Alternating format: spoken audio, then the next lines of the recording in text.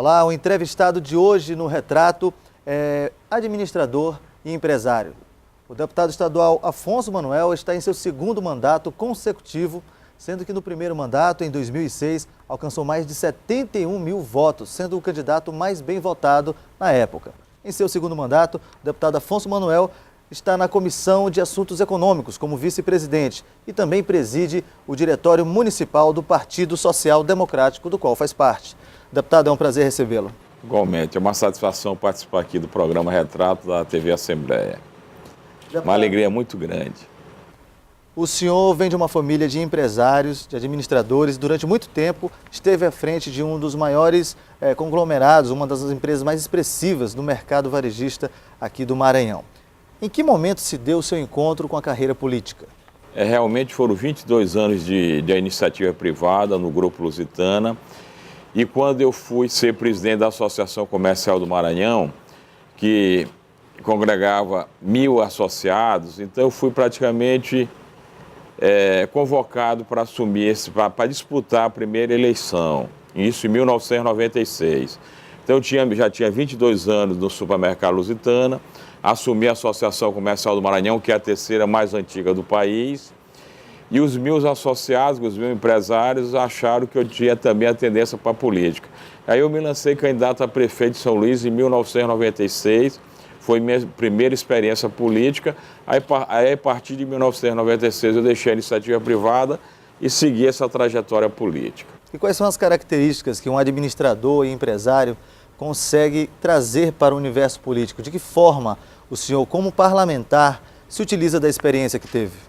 Olha, a experiência foi muito importante, porque foi 22 anos de iniciativa privada, eu trabalhei na empresa, a empresa tinha 1.600 companheiros, e ensinou bastante o relacionamento humano, que o político ele tem que ouvir, ele tem que participar das atividades nas comunidades, tem que visitar os bairros, tem que visitar os hospitais, e o ramo que eu trabalhava era um ramo de prestação de serviço de supermercado.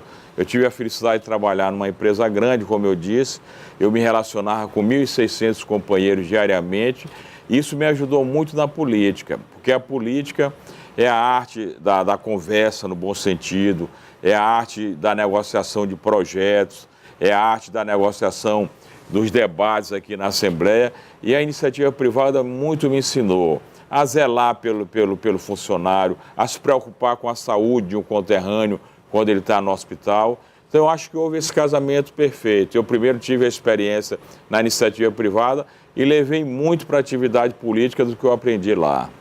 Após concorrer ao cargo executivo para a Prefeitura Municipal de São Luís, o senhor já ganhou uma experiência. Em seguida, lá em 2006, conseguiu uma votação expressiva.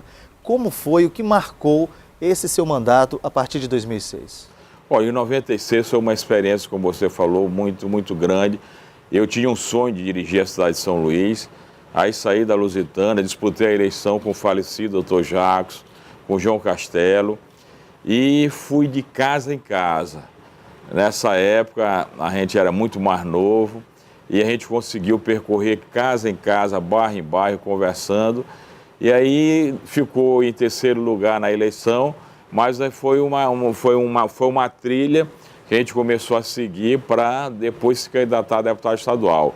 E tudo na vida a gente tem que ter dificuldade. A vida não é fácil, a vida sempre apresenta desafios, mas a vida é belíssima. Depois dessa eleição de prefeito, eu fui suplente 2 vezes. Você vê, eu deixei uma empresa onde eu era diretor superintendente, de uma empresa, de uma iniciativa privada, diretor superintendente, esperei 12 anos, 1 década e 2 anos para ganhar a primeira eleição, para ver como Deus, ele testa as pessoas, ele quer examinar até o limite da paciência das pessoas, e ele é tão bom que eu esperei 12 anos e, como você falou no início do programa, a hora que eu ganhei a eleição, eu fui o deputado mais votado do Maranhão. Sinal que a perseverança, a fé, a coragem, a determinação são importantes nesse momento, que eu podia ter desistido. Era 1 década e 2 anos, foi 12 anos. Agora, as 2 vezes que eu fui suplente, eu tive a oportunidade de eu assumir aqui, porque eu sempre ficava na 2ª ou 3ª suplência. Eu geralmente passava 1 ano aqui, 1 ano e meio, porque sempre tinha um revezamento. Mas, de verdade, eu estou há 8 anos de mandato, completando agora 8 anos de mandato, sem ser suplente e ganhando a eleição de fato e direito nas urnas. Essa experiência da suplência já lhe deu convicção para a carreira política? Foi muito gratificante. A gente também queria agradecer às pessoas. Quando uma pessoa é suplente, ele para assumir tem que sair o titular do time. E eu agradeço ao falecido João Evangelista, foi a primeira pessoa que me deu a oportunidade. Ele assumiu a gerência de Barreirinhas e me deu a oportunidade de ficar aqui 18 meses na Assembleia. Foi o primeiro político que me deu a oportunidade. Hoje é falecido João Evangelista, eu agradeço ele, porque ele, como deputado, fez a opção de assumir a gerência. Foi logo quando o governo Rosiana criou as gerências regionais, e ele disse: Afonso, agora tu vai assumir a vaga que tu luta há tanto tempo. E ele ficou 18 meses como gerente regional e eu pude ficar aqui na Assembleia. E logo depois foi um trampolim para realmente conhecer pouco a pouco a política, porque, como eu disse, 22 anos de comércio, a gente tem um nível de atividade que é a atividade comercial. Quando entra para a política, tem algumas diferenças. Eu demorei uma certa adaptação, de me entrosar, de visitar o interior. A Lusitana só existia aqui na capital, o supermercado não tinha no interior do estado. Então era muito conhecido Afonso Manuel aqui na capital, não tinha o conhecimento no interior. Isso me dificultava politicamente, mas pouco a pouco a gente foi ganhando também esse conhecimento no interior e hoje, graças a Deus, eu vou tentar agora a minha terceira reeleição agora em 2014. Após 12 anos de luta, finalmente o senhor conseguiu, pelo voto direto, seu primeiro mandato em 2006. O que é que marcou esse mandato? Esse mandato foi de muito trabalho, porque foi uma responsabilidade muito grande. Quando eu, de fato, ganhei a primeira eleição, eu ganhei com 72 mil votos. Então, foi uma responsabilidade muito grande. Eu fui o deputado, repito, na época mais votado no estado do Maranhão, e 72 mil maranhenses acreditaram em mim. E, além de ter sido o mais votado no Maranhão, eu fui o mais votado na capital. Então, isso me aproximou muito do eleitorado. O meu gabinete, porque tem várias características, os deputados, e esse programa vai mostrar o retrato de cada deputado. Por exemplo, minha eleição é muito concentrada em São Luís, então o meu gabinete transita o maior número de conterrâneos que outros gabinetes. Então eu, com a eleição dos 72 mil votos, eu tive 45 mil votos aqui na ilha de São Luís. Então isso me fez uma experiência muito grande, que eu tive o gabinete todo o tempo convivendo com as pessoas, ouvindo os problemas, sentindo as dificuldades das pessoas, e eu amadureci bastante politicamente a partir dessa primeira eleição que eu ganhei. E hoje eu digo que em política a gente todo dia aprende, mas a gente, graças a Deus, já tem um conhecimento razoável, graças, eu não digo a esse sofrimento, a essa espera que eu tive de 12 anos, para ganhar a primeira eleição, agora já com 8 anos de mandato. Então, eu já estou há 20 anos na atividade política, há 20 anos que eu não mais milito no comércio e somente faço política, então eu já me considero um político profissional, mas um profissional de maneira séria. Eu costumo dizer a meus amigos empresários que hoje minha profissão é uma profissão política. Quando eu visito a associação comercial, o CDL, eu digo: vocês hoje me tratam como político, não me tratam mais como empresário, porque nós já estamos no ramo da política há 20 anos. E no atual mandato que o senhor ocupa, quais são as diretrizes e as suas prioridades? As prioridades sempre é de servir ao povo. Olha, o político tem que ter amor, tem que saber o que é bem comum. E eu quero mencionar aqui, rapidamente, 3 projetos que eu criei, que é mais basicamente o tom da minha vida. Nós sabemos que hoje a maior dificuldade é o câncer. É uma doença que ainda não tem cura. E nós tivemos a felicidade aqui de aprovar no plenário a Semana do Câncer de Mama, que é justamente a última semana de agosto, onde há uma conscientização na união de moradores, nas igrejas, sobre a prevenção do câncer de uma maneira geral. Hoje o câncer de mama, a mulher até apalpando o seio no espelho, ela já tem uma noção se ela está com câncer de mama. Às vezes falta informação.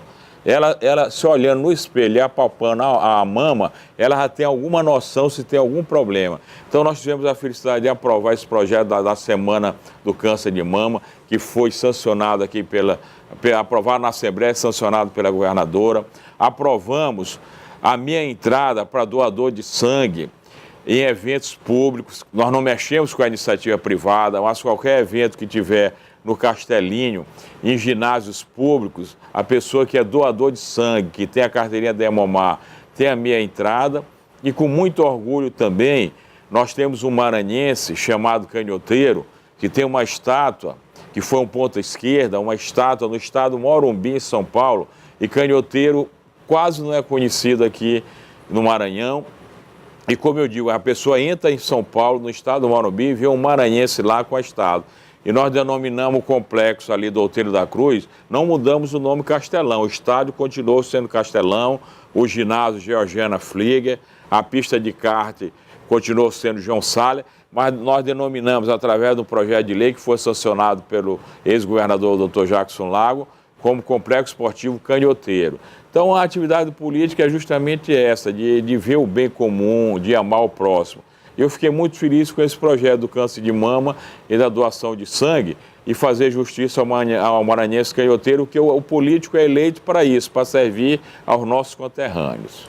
Há um ditado popular que diz que política, futebol e religião não se discute. No entanto, o senhor tem uma carreira marcada por uma forte ligação com movimentos religiosos. Na sua opinião, é possível conciliar atividade política com religião? Claro que é possível, e também com o esporte. Eu também, na minha infância, eu sempre fui um torcedor do moto.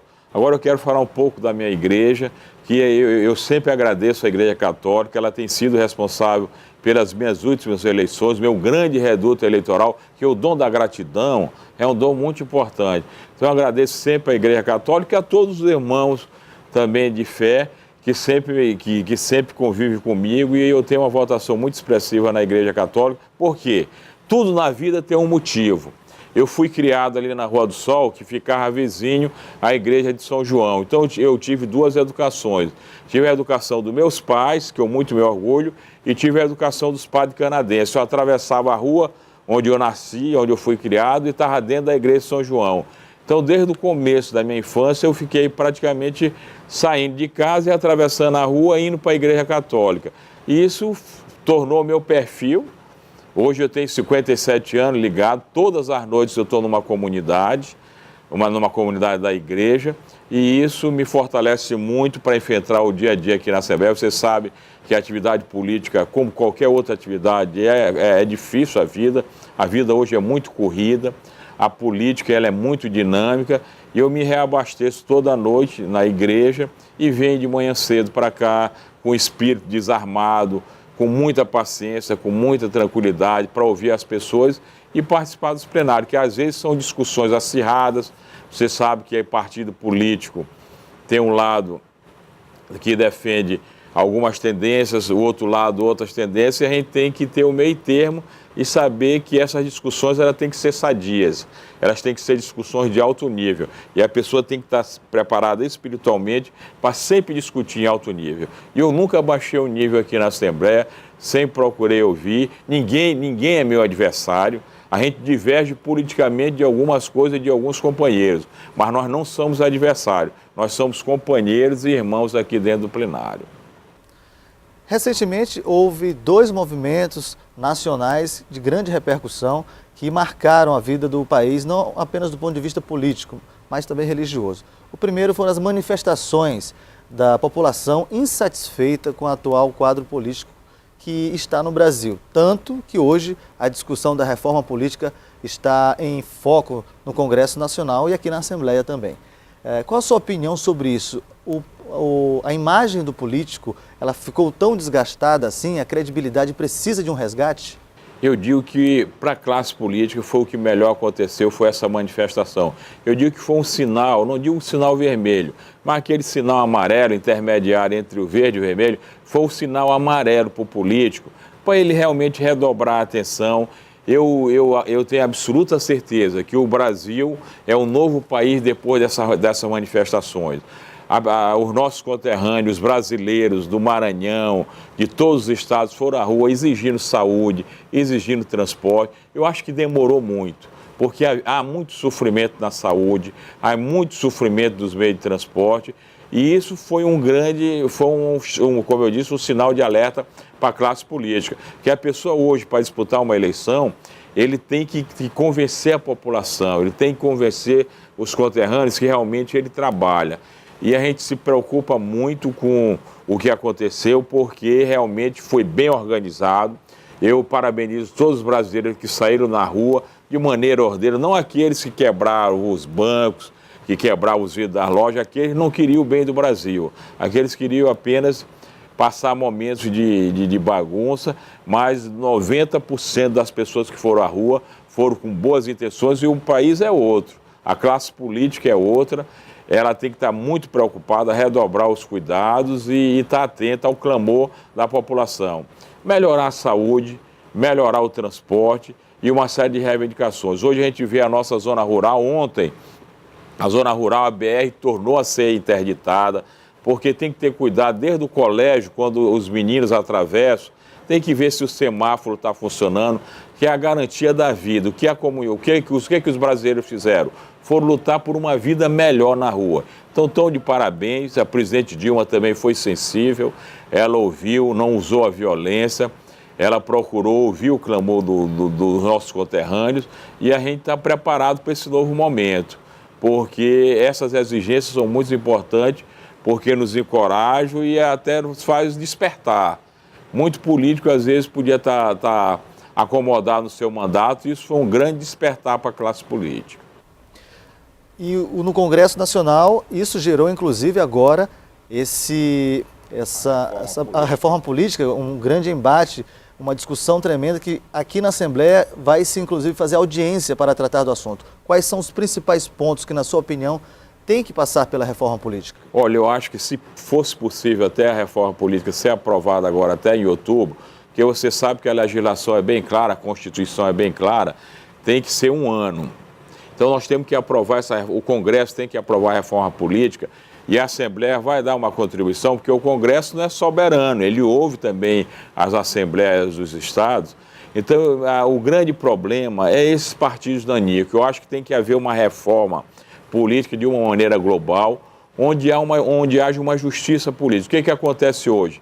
Tem companheiros nossos em todo o Brasil com 45, 50 mil votos, que têm 50 mil votos e não são eleitos, em detrimento a outros com 20 mil, com 22 mil votos. Eu acho que tem que ser feita uma revisão nesses partidos nanicos, nesses partidos que se chamam partidos de aluguel, nesse problema da suplência de senadores, uma série de coisas. Agora eu torço bastante, com toda a firmeza, para ser aprovado até outubro, já para valer agora. Eu acho que o grande câncer da política ainda é a reforma fiscal e a reforma política. A reforma política, devido à pressão, ela está sendo acelerada. Eu acho que tem que dar um basta nesses partidos danicos, nesses partidos políticos. Quem tem que ganhar é aquele que teve o voto na urna. Às vezes é como eu disse, 55 mil votos não é deputado, outros com 15 mil votos são deputados. Isso é difícil até da população entender. Após as manifestações, que também foram marcadas, como o senhor bem mencionou, por episódios de violência e de vandalismo, nós tivemos outra manifestação bastante expressiva no país, que foi a Jornada da Juventude, com a vinda do Papa ao Brasil. O Brasil hoje ainda, segundo dados do Conselho Nacional de Segurança e de Combate à Violência, é campeão no número de assassinatos, homicídios e criminosos reincidentes. O senhor acha que movimentos como esse ajudam a direcionar a juventude, a tirá-la desse caminho da criminalidade e colocá-la num estado de mais serenidade, vamos dizer assim? Eu só queria fazer um remarque. Quando o povo saiu à rua, o vandalismo foi muito pequeno, como eu coloquei, houve alguns bancos sendo quebrados, mas em proporções muito pequenas. Agora, quanto à visita do Papa, que é o segundo tema, eu acho e tenho absoluta certeza que o país viveu um novo momento. O Papa, com sua humildade, você vê que o Papa andava num carro com vidro aberto, atravessou as avenidas do Rio de Janeiro no trânsito congestionado, e o carro dele, um carro pequeno, um carro humilde, com vidro aberto, parava, ele apertava a multidão e trouxe uma mensagem de muita fé, de muita esperança e de muita humildade. E isso ajuda o traficante de droga, aquela pessoa que está com problema na família, ele em casa, vendo pela televisão, ou aqueles que tiveram o privilégio de ir no Rio de Janeiro e ouvir a mensagem do Papa, eu tenho certeza que se revigoraram. Aqueles que tinham problemas familiares viram que tudo tem solução. Na vida, tudo tem solução. É ter um pouquinho de paciência. Às vezes a gente quer apressar a solução do problema. E Deus escolhe o momento certo para tudo. Então a vinda do Papa foi uma vinda abençoada. Você vê que foi o primeiro país que ele visitou quando ele assumiu. É um Papa humilde, um Papa que dispensa todas as formalidades, conversou com todas as religiões e foi um exemplo para o nosso país. Então essas imagens, elas estão gravadas por todos os meios de comunicações, elas têm que ser geradas mensalmente, semestralmente, porque é um avivar para aquelas pessoas que estão em casa, desempregadas, com problema de drogas na família, porque o Papa trouxe um alento, ele trouxe uma esperança, porque Deus quer vida plena e plena em abundância para todo mundo. Deus não nos colocou aqui para a gente sofrer. Deus nos colocou aqui para a gente viver com alegria, viver com satisfação. Agora a gente tem que conviver com alguns problemas, saber conviver com alguns problemas, administrar esses problemas e esperar a solução no momento certo. Então o Papa veio nos mostrar isso. A hora que Deus nos colocou, nos deu aquilo que é o mais sagrado, que é a vida, Ele não quer que ninguém venha para o mundo sofrer. Ele quer que a gente venha, que a gente passe momentos agradáveis com a família, passe agradáveis, independente de ser católico ou evangélico, dentro de sua religião. É isso que ele nos colocou. E o Papa veio colocar isso novamente, nos relembrar. O que o Papa fez? Foi nos relembrar com aquela sua voz de mansidão, com aquela sua voz tranquila, com aquela sua voz humilde, colocando as palavras certas nas horas certas. Então foi muito importante para o nosso país. Inclusive no momento que aconteceu a manifestação. O Papa chegou no momento, continuou a mesma manifestação nas ruas e coincidiu a visita do Papa com a manifestação. Então foi dois eventos muito importantes que coincidiram. Agora, antes das eleições de 2014, quais são os projetos do deputado Afonso Manuel? Não, é continuar trabalhando muito. Olha, eu me orgulho de dizer que eu acordo 5h30 da manhã. As pessoas que conviveram comigo na Lusitana sabem, acordo 5h30 da manhã, eu chego em casa às 11 horas da noite, 23 horas. Tenho 4 filhos, só um filho casado. Tenho ainda 3 filhos solteiros, mas quando eu entro numa luta de trabalho, eu penso na minha família, mas penso no meu trabalho. Sou uma pessoa, como eu disse, que eu trabalho do amanhecer ao anoitecer. Toda noite eu estou numa comunidade, chego em casa às 23 horas, ainda encontro meus 3 filhos solteiros acordados, converso com eles, tenho tempo às vezes de almoçar com eles quando a sessão termina mais cedo aqui. E essa vida continua sendo de muito trabalho, de muita perseverança, porque a atividade política, como comerciário, como médico, como enfermeiro, como a dona de casa, ela exige muito trabalho de todo mundo. Então agora a gente tem que trabalhar para poder ter vitórias. Eu vou continuar lutando muito e meu propósito é ser reeleito, eu vou lutar. Agora depende da comunidade. Agora eu aproveito aqui a TV Assembleia para também lembrar o recadastramento. Eu acho que a biometria, a TV Assembleia tem um papel muito importante, que é justamente na justiça eleitoral. Com a biometria, com esse novo sistema de votação, acaba de uma vez por toda a fraude. E não há coisa melhor do que o maranhense se sentir orgulhoso, o brasileiro sentir, saber que aquele dedo que ele apertou vai ser o candidato que ele quis votar mesmo. Não vai ter mais fraude. Agora, apenas 40% dos nossos conterrâneos aqui em São Luís se recadastraram. Não chega a 300 mil eleitores. Há 6 meses atrás, 680 mil eleitores foram aqui às urnas de São Luís e depositaram seu voto. Se a eleição fosse hoje, 380 mil, somente conterrâneos aqui de São Luís não iam votar. Há um desconhecimento geral sobre a troca do título de eleitor. E a gente aproveita o programa Retrato, aproveita a TV Assembleia, que é justamente para servir a comunidade, para alertar esses 380 mil maranhenses, somente aqui de São Luís, que ainda não foram se recadastrar, para a importância da biometria. Agora tem que ser na digital, é a segurança do voto, é a transparência do voto, é a justiça do voto. Deputado, foi um prazer conversar com o senhor. Obrigado por sua entrevista. Não, eu que agradeço. Um forte abraço a toda a equipe da TV Assembleia. E a gente fica muito satisfeito de ter participado e ser entrevistado por você. Um forte abraço para você. Obrigado, deputado. E para toda a sua equipe. Obrigado mais uma vez. E se você quiser ficar por dentro do perfil completo dos representantes do povo na Casa do Povo, acompanhe semanalmente o quadro Retrato aqui na TV Assembleia.